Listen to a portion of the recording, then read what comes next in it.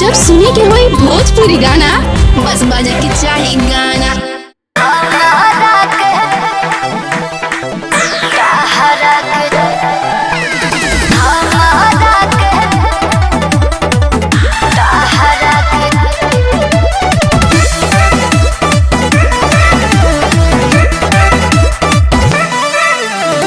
सुनो है जानता बा शादी में नया है अपन बेइज्जती हम ना कराए। सुनो है जानता बा शादी में नया है अपन बेइज्जती हम ना कराए। हट जाई करे जा जब मंगिया भराई हो।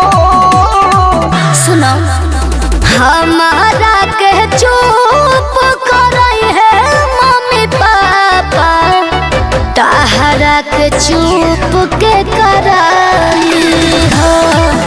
अरे लोरावा के भोरावा ले रखी हो तू बचा के, काम आई होई जब विदाई हो।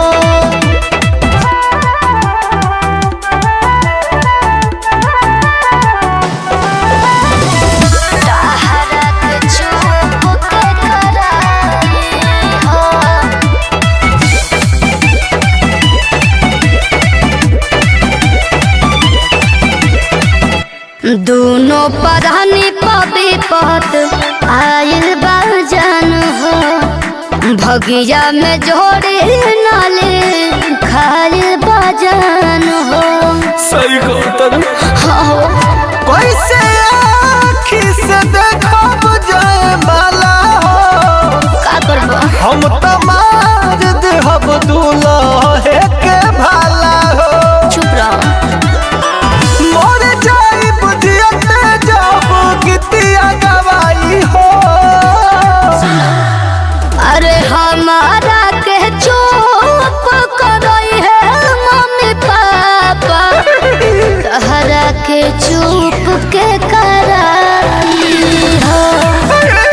लोडावा के भोरावा ले रखी हो तू बचा के, काम आई होई जब विदाई हो। काले कनिया रोलो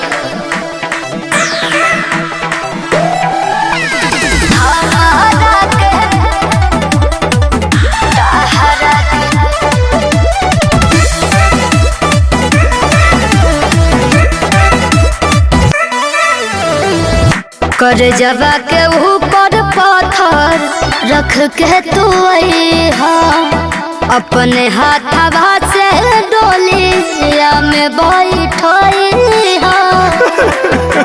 चुप हो जा पगला। काहे घाव पानी मोक लगावतारू हो। ऐसा बात नहीं है। दर्द विजय पर टिक के बढ़ावतारू हो। अरे ना हो के करा से हालत अपन जाके बताई हो। सुनो हमारा के चुप करई है मम्मी पापा, ताहरा के चुप के कराई हो। अरे लोरावा के भोरावा ले रखी हो तू बचा के, काम आई होई जब विदाई हो।